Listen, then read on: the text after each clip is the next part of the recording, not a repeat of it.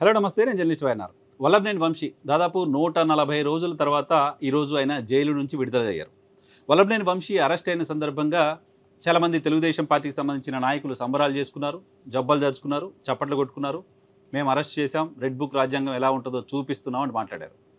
కొంతమంది వైఎస్ఆర్ కాంగ్రెస్ పార్టీకి సంబంధించిన నాయకులు కావచ్చు, ఇతర రాజకీయ పార్టీకి సంబంధించిన నాయకులు కూడా వల్లభనేని వంశీ అరెస్ట్ని గట్టిగా ఖండించలేకపోయారు. వల్లభనేని వంశీని అరెస్ట్ చేయడం సరైందే లాంటి ఒక ఇంప్రెషన్ కూడా ఆయన అరెస్ట్ అయిన సందర్భంగా చాలా వర్గాల్లో కనపడింది.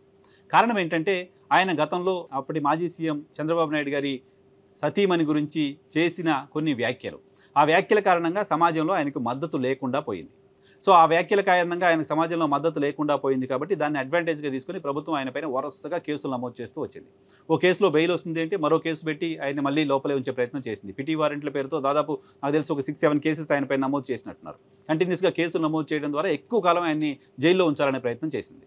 సో ఇటీవల ఓపెన్గా బహిరంగ సభల్లో మీటింగ్లో నారా లోకేష్ మాట్లాడుతూ వస్తున్నారు. మా అమ్మ గురించి మాట్లాడాడు ఒకడు, వాడి సంగతి ఎలా ఉందో చూశారు కదా, జైలుకి వెళ్ళడానికి ముందు ఎలా ఉన్నాడు, జైలుకి వెళ్ళిన తర్వాత ఎలా ఉన్నారో చూశారు కదా అన్నారు. సో ఈ ఒక్క పాయింట్ని దయచేసి గమనించమని కోరుతున్నా అందరినీ. గత ముఖ్యమంత్రి సతీమణిని తిట్టాడు అనే కారణంతో కేసు పెట్టి వల్లభనేని వంశీని అరెస్ట్ చేసి జైలుకి పంపిస్తే ఎవ్వరికీ అభ్యంతరం ఉండదు, ఎవరూ అభ్యంతరం వ్యక్తం చేసే పరిస్థితి లేదు. బట్ దాన్ని మనసులో పెట్టుకొని ఆ కారణంగా తప్పుడు కేసులు పెట్టి చట్టం కళ్ళు కప్పి ఆయన పైన అక్రమంగా ఆయన్ని జైల్లో ఉంచే ప్రయత్నం చేసింది ప్రభుత్వం. మా తల్లిని అన్నారు కాబట్టి జైలుకు పంపించాలంటూ ఓపెన్గా చెప్తున్నారు నారా లోకేష్. మీ తల్లిని అన్నారనే కారణంతో ఆయన మీద ఇప్పటివరకు కేసు నమోదు కాల, ఆ కారణంతో నమోదైన కేసు ఏమీ లేదు ఇప్పటివరకు ఆయన జైలుకి వెళ్ళినట్లు.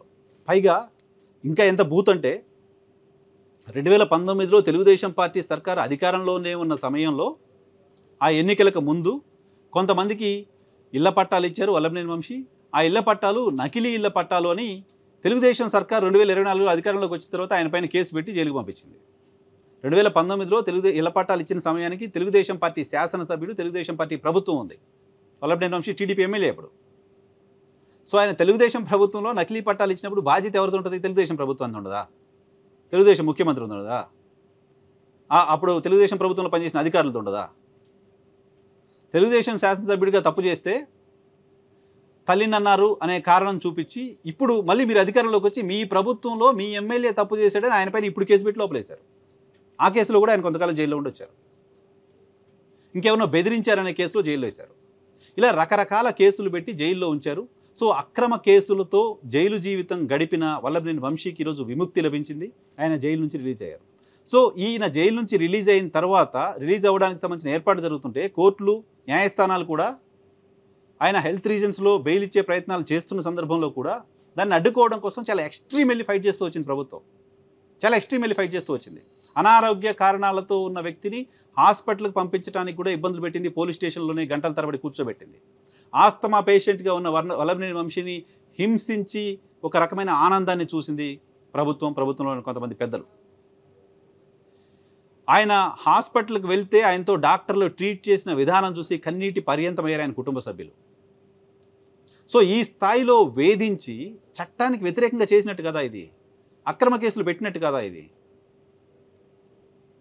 సమాజంలో ఆయన ఒక మాట మాట్లాడారు, దానికి యాక్సెప్టెన్సీ లేదు కాబట్టి దాన్ని అడ్డం పెట్టుకొని దాన్ని అవకాశంగా తీసుకొని మిగతా కేసులన్నీ పెట్టేసి జైలుకు పంపించుతాం లాంటి ఒక ఆలోచన ప్రభుత్వం చేస్తే ఎవరు బాధ్యత, ఎవరు ప్రజలకు సంబంధించిన హక్కులకు రక్షణ కల్పించాల్సిన బాధ్యత ఎవరికి ఉంటుంది?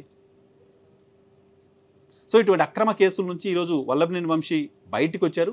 ఇటువంటి అక్రమ కేసులు ఇంకా మళ్ళీ పెట్టే ప్రయత్నం చేయడం కోసం, ఇంకా కొద్ది రోజులు ఆయన జైలు నుంచి బయటకు రాకుండా ఉండడం కోసం ఓ రాష్ట్ర ప్రభుత్వం ప్రైవేట్ లాయర్స్ని ఎంగేజ్ చేసి మరి సుప్రీంకోర్టుకి వెళ్ళింది.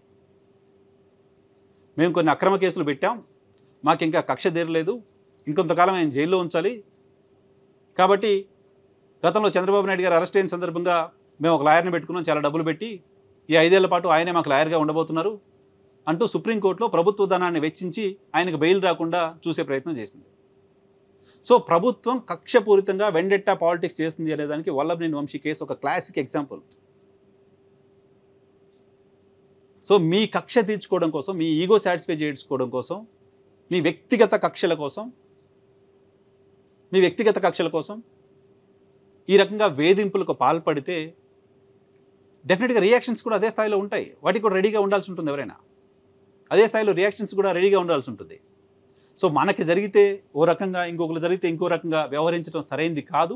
ప్రభుత్వం ఇప్పటికైనా, నేను అనుకోవడం మళ్ళీ కూడా ఇంకా కేసులు పెడతారేమో, ఇంకా వేధిస్తారేమో. బట్ న్యాయస్థానాలపైన నమ్మకం ఉంచి న్యాయ పోరాటం చేస్తున్న వాళ్ళకు న్యాయం దొరుకుతుంది, విజయం లభిస్తుంది అనడానికి వల్లభనేని వంశీ కేసు ఒక ఉదాహరణ. సో వల్లభనేని వంశీ జైలు నుంచి రిలీజ్ అయ్యారు. ప్రభుత్వం ఆయన్ని జైలు నుంచి రిలీజ్ కాకుండా ఆపడం కోసం చేసిన ఆల్మోస్ట్ అన్ని ప్రయత్నాల్ని న్యాయస్థానాలు తిప్పికొట్టడంతో ఆయనకి ఈ రోజుతో న్యాయం దొరికినట్లు భావించాలి.